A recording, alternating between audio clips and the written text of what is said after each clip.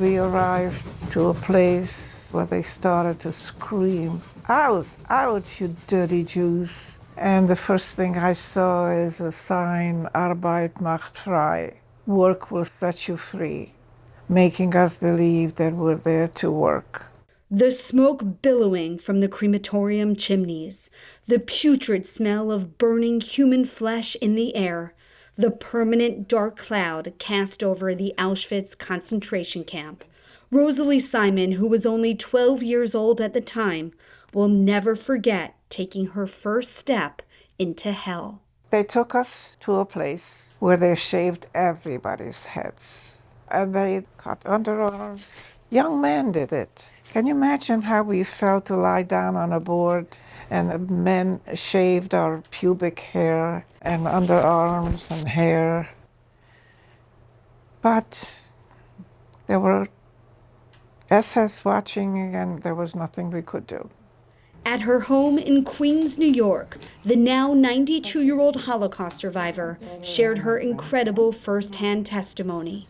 It's a story of pain and despair, but one also of hope and the unbreakable bond of sisterhood. Rosalie is one of 5 sisters. I was very close with my sisters. And one brother, William, who was just a year older than her. The siblings and their parents, who were named Regina and Israel, lived a peaceful and comfortable life in Hungary before the Nazi invasion. I had a lot of friends. I was happy. I was happy going to school. I was happy playing outside. We used to take a lot of walks, and life was good. Still, the anti-Semitism in Hungary was always rampant. Rosalie even felt the hatred in the classroom. There was one boy, and he was not nice. He told a teacher, and I heard him say it, "You know what's going to happen to the Jews?" He said to the teacher,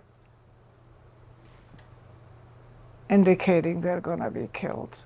Even prior to the Nazis invading Hungary in March of 1944, the Hungarian law enforcement, an ally to the Nazis, forced Jewish students like Rosalie out of school, among other humiliations. We were ordered to wear the yellow stars on the left side of our chest, and we couldn't go out on the street without the stars. In April of 1944, Rosalie's family and other Jews from her town were rounded up and forced into a ghetto.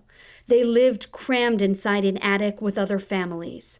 Although they were given barely anything to eat, those conditions were considered luxurious compared to what was to come. Oh, it was awful. There was a bucket in the corner. We had to go in front of everybody. 80 people were placed in one cattle car. I happened to be the 81st person, and they put me in another wagon. I had no food, just by myself. From May to July of 1944, more than 400,000 Hungarian Jews, including Rosalie's family, were deported from Hungary to Auschwitz in just 54 days. They started selections. My sisters and my father and my brother were chosen to go to the right. My mother and I was chosen to go to the left, which means the gas chamber, and they were chosen for work. They announced on the loudspeaker that those of you that are going to the left are going to get more bread. In an unbelievable turn of events, Rosalie ran away from her mother so that she could tell her sisters to join them for more bread. Once she found her sisters, Nazi guards told all the girls to keep walking in the opposite direction. Rosalie couldn't rejoin her mother, Regina, who unknowingly marched to her death in the gas chamber. That so easily could have been Rosalie's end. The reason I survived is because I ran to get my sisters. I found out later that Dr. Mengele took away my brother from my father. He came over, he asked my father, "Is this your son?" And he said, "Yes." And my father said, "He's 13 years old and he's a sick child, so please take care of him." And so they took him away from my father. And of course, he was heading also for the gas chamber. On multiple occasions, Rosalie came face to face with the notorious Dr. Joseph Mengele. He put his hand on my shoulder. So I can imagine how my little brother must have felt when he wound up by himself in the gas chamber. Nobody to turn to or lean on. I still cry when I talk about it. That poor child. Mengele's medicine was pain. His prescription was death. He was young and outwardly pleasant, a mask shrouding the evil that lay beneath. Known as the Angel of Death, he often personally administered the hydrogen cyanide gas to his victims. Mengele was meticulous in his murder, handpicking who would go to the gas chambers and who would be forced to work. He had a twisted fascination with twins, and he conducted medical experiments on his prisoners. And when he saw me, he said, "How old are you?" He put his hand on my shoulder. I looked at him, and I was shaking. Rosalie's journey is a tale filled with twists and turns, a dichotomy between certain death and sheer luck. After several weeks in Auschwitz, Rosalie and her 4 sisters were transferred to work at a gun ammunitions factory in Germany. You don't know how I felt that I'm going to be out of Auschwitz, finally, and away from Mengele. I was overwhelmed. And wherever we're going, I thought to myself, can never be worse than Auschwitz. While conditions at the factory were somewhat less torturous compared to Auschwitz because the girls were needed to work, pure evil was still present. This Nazi noticed a belly on this young Jewish woman, and he assumed that she's pregnant. He didn't ask her anything. He just took her out of line and called in a wheelbarrow. And he told her to get into the wheelbarrow. And she was wheeled out of camp. And the wheelbarrow, like a bag of trash, she was wheeled out. And the wheelbarrow, they brought in empty a few minutes later. And she was shot.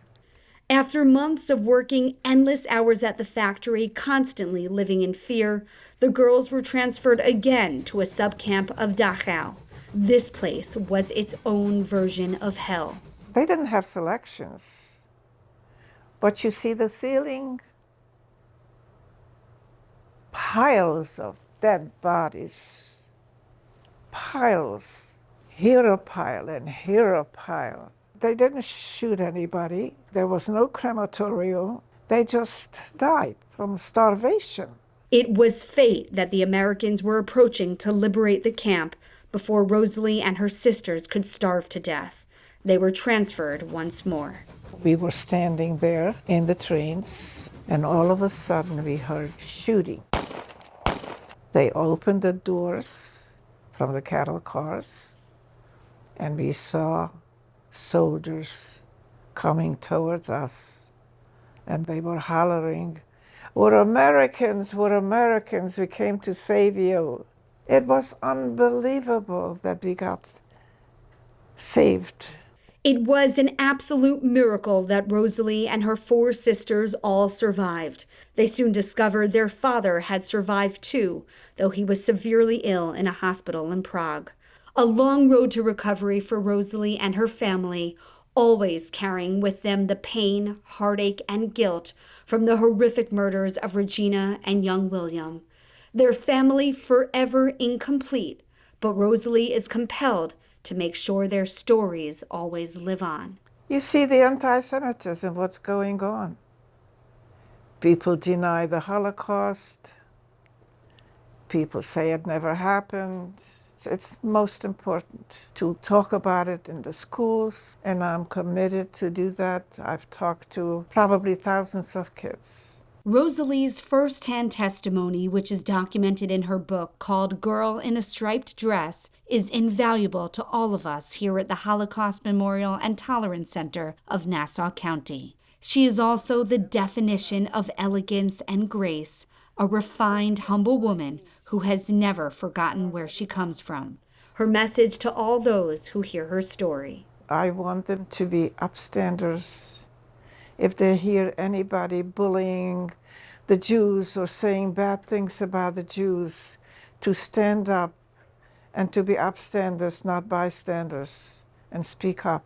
The Nazis murdered 6 million European Jews, and we here at HMTC are committed to keeping their legacies alive.